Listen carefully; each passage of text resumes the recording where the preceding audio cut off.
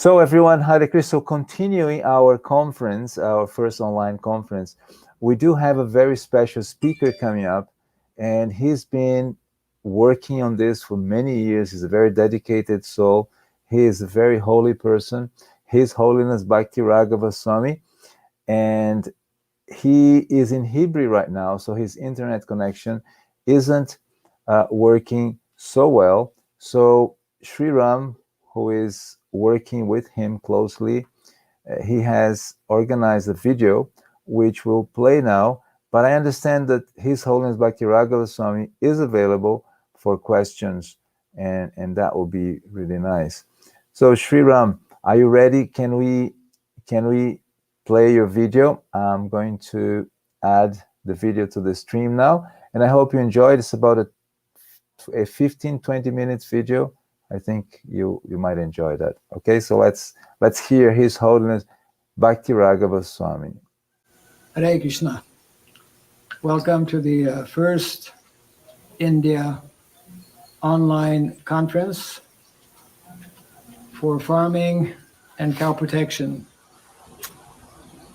organized by the Ministry of Cow Protection and Agriculture under the leadership of His Grace Kalakanta Prabhu.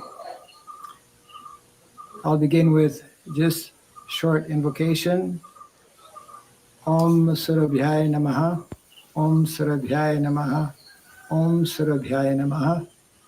Namo Brahmanya Devaya, Go Brahmana Hitaya Cha, Jagat Hitaya Krishnaya, Govindaya Namo Namaha. It's only a few days ago that I came to know about this conference, and it's only a few hours ago that I came to know I needed to prepare a short presentation, which I'm doing now. The subject matter is of utmost importance, and I would like to share a letter that I received just yesterday. I occasionally get such type of letters from devotees around the world. This one happens to be from Lithuania, and I'll just read it to put things a little bit in perspective, which is very much connected with the topic of farming and cow protection. Dear Maharaj, please accept my humble obeisances, all glories to Srila Prabhupada. I live in Lithuania, Vilnius. I want to say, the person writing, the devotee, he's a devotee. English is not his first language. I'll read the letter as it is. I'm sure I'm not giving his name, but you will get the gist of what is being presented. I want to say you big thanks for your preaching activity. It actually gave some reason for my life. Somehow, not long time ago, I understood giant importance of creating self-sufficient communities all around the world and establishing Varnashrama there. That COVID is a last signal for all devotees to start now. Otherwise, it would be late. I was living in total illusion, thinking that it is no problem to practice Bhakti Yoga in some conditions that I attach to. Just chant Hare Krishna, little bit preach, follow regulative principles, etc., and it is enough. Until I didn't pay attention to Srila Prabhupada's request about 50%. He's referring to Prabhupada's 50% of his unfulfilled mission, establishing Varnashrama Dharma. So, of course, I irregularly read and study Prabhupada's books and letters, but now I just really understood the importance of this. It is some special mercy which comes from saintly people. My life changed seriously after meeting devotees, getting mercy from spiritual association, after visiting Dham, and now after hearing about necessity of Varnashrama from Acharya and his followers. So even if I couldn't do anything, still, I will always meditate on this instruction and try to realize it any case and never say, like, this is not so important. Not long time ago, some team of devotees, including myself, started to go in this direction. And seeing this situation in the world, we understand that every minute is expensive, no time to wait. The subject matter is actually an urgent one, in that Srila Prabhupada has given us that standing order. What we fail to understand, we means people in general, and unfortunately, the vast majority of our devotees. The vast majority of our devotees fail to understand that actually the real norm for sustainable living is when we are connected with the land and when we are connected with the cows. Modernization that has been ongoing since the last few hundred years, since the days of the Industrial Revolution, and the French Revolution for that matter as well, has misdirected very badly, globally, the vast majority of people, the vast majority of leaders in different countries, on this path of artificial, so-called material advancement, minimizing and in many places forgetting the real goal and purpose of life. Someone sent just a few days ago, and we shared it on some of our social media, the example of the Mennonites. I'm sure many of you have seen or have heard. The Mennonites are a group of Christians going back many centuries who have carried their tradition of what we refer to as simple living and high thinking. Every day they read the Bible. They don't use modern facilities. They primarily live off the land. Very simple life. They are very acutely aware of the dangers of modernization. Of course, some may see that this is like an extreme, but let's look at what we have around the world today. We have an extreme in terms of degradation, in terms of deterioration, and therefore the devotees of the Krishna consciousness movement, as desired by Srila Prabhupada, spoke on this point so many times. I'm sure devotees have heard this expression, first is food. First is food does not mean that we are simply on the bodily platform and want to eat. There's a whole hidden philosophy. There's a whole very deep philosophy behind first is food.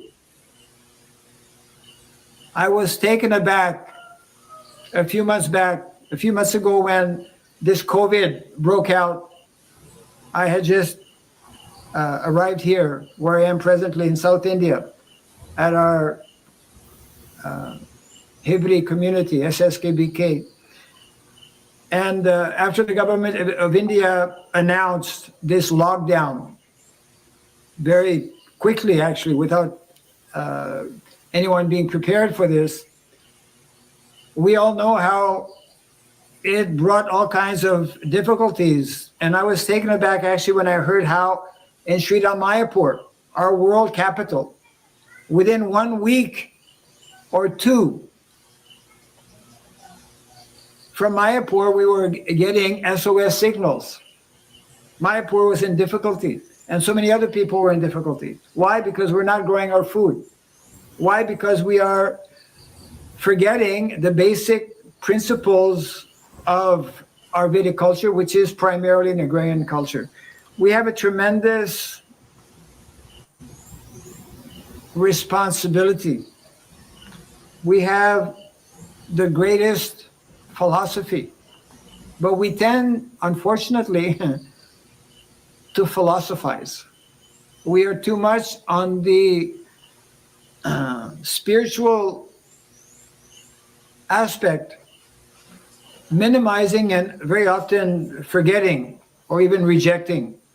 And that's the case in the context of Varnashrama. We cannot speak about farming.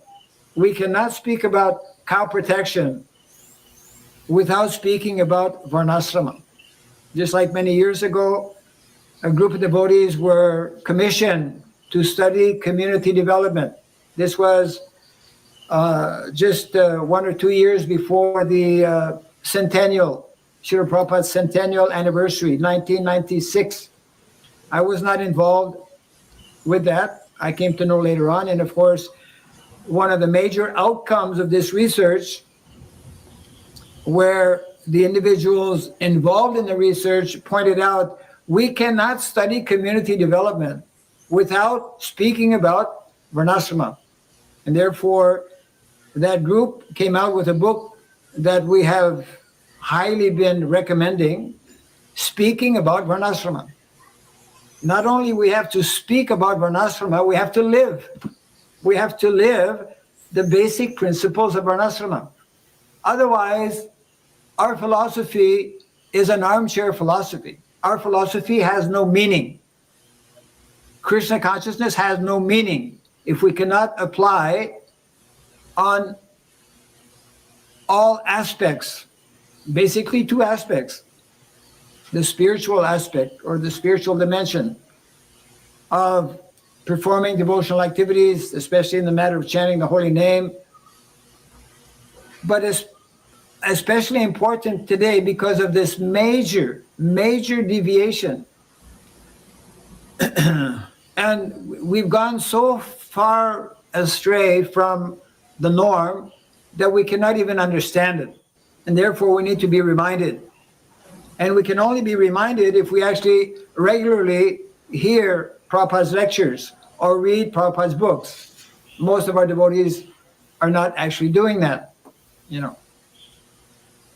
So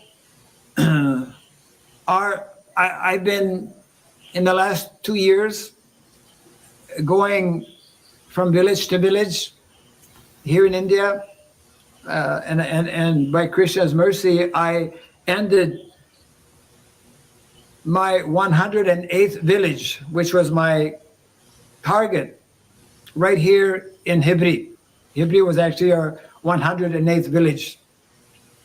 Just a few days after we came here, this is when this lockdown was declared in India. And I can vouch and attest to the fact that our villages here in India are in extreme critical condition. Extreme critical condition because people have forgotten some of the basics in terms of farming, in terms of cow protection. We're not doing farming. We're doing agro-business, modern system of farming. We're doing dairy business. We're doing the very thing that Shastra is forbidding us. So devotees have this most important responsibility of showing by example. If we don't learn to show by example, then what is the use of our society? What is the use of this International Society for Krishna Consciousness? Therefore, there is an urgent need for ongoing discussions, speaking about Varnashrama, speaking about how You know, we hear about farming and agriculture. I mean, the title of this conference is Krishi, Go-raksa, Vanijyam. That is the concise formula for sustainable, ideal, sustainable scientific economy. And again, I remind our grihastas, many of whom will be watching or participating in this conference, it is Srila Prabhupada's very clear statement that the vast majority of our householders should make their livelihood from the land, from agriculture. I'm not making this up. It is time to wake up. It is high time to wake up. Even as we speak now, today is the last month, or rather the last day, I think, of September, 30th of September. This year, 2020, is soon to come to an end. And we have no idea what's in the making in the months to come. Therefore, actually, there are a number of, I would say, knowledgeable devotees that we have here in India. India is blessed in many ways in that there has been this revival movement outside of ISKCON, largely. Within ISKCON, a few attempts, a few individuals are doing something. But India in so many ways is ideal. Asian countries in general are ideal. But Prabhupada explains that actually this lifestyle, agriculture and cow protection is a way to live. It's a lifestyle. It is the most natural lifestyle. And the one that actually will meet our basic needs and necessities in the best manner, the easiest manner. Of course, many will say, well, it's not so easy. It takes a lot of time. We're not so many excuses one will present. Granted, there are challenges in making the kind of shift that needs to be made because we have a serious imbalance. We have a serious imbalance within our ISKCON society by giving over importance, by creating an imbalance between our spiritual practices and our more practical day-to-day activities that are meant, if done properly, if done based on the prescriptions and the instructions and the guidance given in the Shastra, that will simplify our lives much, much more than our lives are being experienced today in this 21st century. I'm very thankful actually to Kalakanta Prabhu. He is the minister for the Global Ministry of Cow Protection and Agriculture. He has been working very hard. And we are having a special, and I'm directing this to our leaders here in India. More recently, some of you may know, especially those who are members of the IIAC, the ISKCON India Advisory Committee. This ministry that was established, IDVM, ISKCON Daiva Varnashrama Ministry, is meant to play a very important role. It's been limited in terms of what it could accomplish. And there's an urgent need right now. There's an urgent need for our leaders here in India to give the necessary time to understand what this ministry is supposed to be doing. This is not a pitch for the ministry, it's a pitch for this 50% of Prabhupada's movement, which is yet to be addressed. And therefore, these kind of conferences where different devotees will be sharing various thoughts, various activities. It's not to say that we're not doing anything, but actually, on the whole, we are way behind. And therefore, if we want to please our founder, Acharya Srila Prabhupada, if we want to actually be effective in terms of reaching out to the needs of the world today, if we want to be ideal examples, then we absolutely have to understand these instructions given by our founder, Acharya Srila Prabhupada. Otherwise, we will not be pleasing Srila Prabhupada, and we will be failing as an institution. There are many ramifications because we have not sufficiently dealt with this whole dimension. Farming and agriculture, which is one of our ministry, is addressing what is called the Vaishya Varna. But we have the Brahmana Varna, we have the Kshatriya Varna, we have the Shudra Varna. And these are meant to be interconnected. So therefore, we recently started this Varnashrama College online. We are imploring, humbly requesting our leaders here in India to give their attention to help establish Varnashrama colleges where these matters will be discussed, where devotees will be educated and will be trained in applying our philosophy, where we learn to balance our spiritual duties as well as our material duties in life. So I would like to therefore end on this note by making this humble request. Let us give the necessary time, and especially weeks to come, there will be some, we are proposing that a national committee be established, steering committee, to look in different ways whereby this whole area of natural farming, Vedic farming, and cow protection, as well as education, Gurukula, these are absolutely essential, and they are urgently needed as well. So I want to thank you very much for participating in this online conference, and I wish all success to those who will be making their various presentations.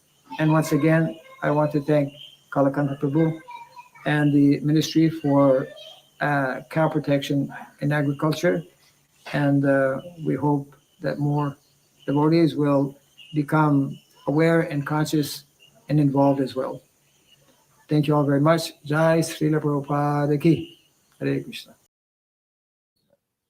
We just heard from His Holiness Bhakti Raghava Swami, and his message coming from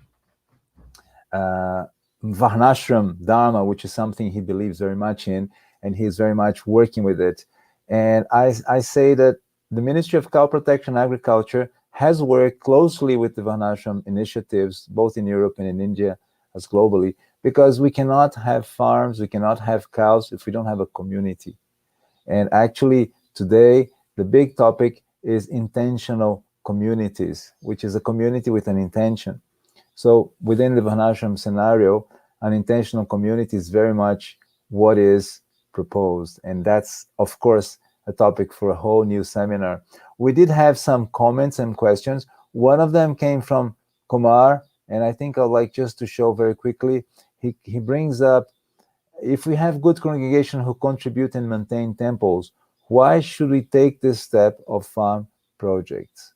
And I did answer on the chat to him, but I like to mention, Kumar, you're right. And I think one of the points His Holiness Bhakti Raghava Swami was making is that we tend to have a lifestyle which is a little bit far from a natural way of living. For example, we don't know where food is coming from.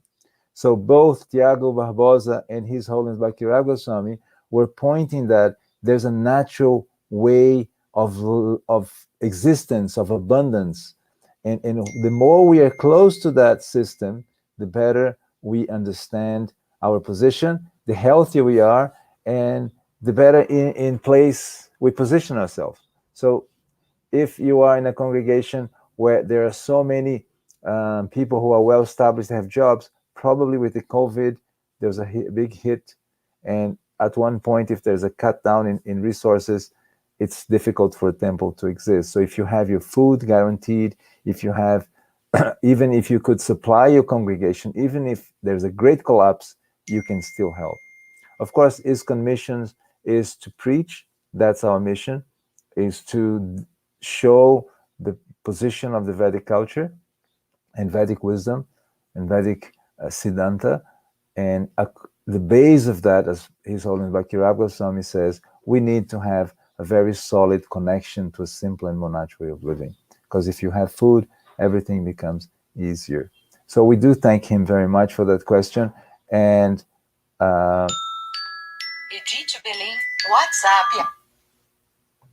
and then actually here, someone also mentioned, he just said, Pranavalata just said, the sooner you accept a more natural way of lifestyle, the better. Every word spoken by Maharaj is so precious. Hope we all can do something together soon.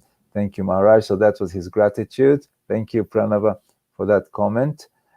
Very good. So now to finalize, we couldn't have Maharaj here, as he mentioned, he's in Hebrew. It's raining heavily, so he couldn't take the questions with us.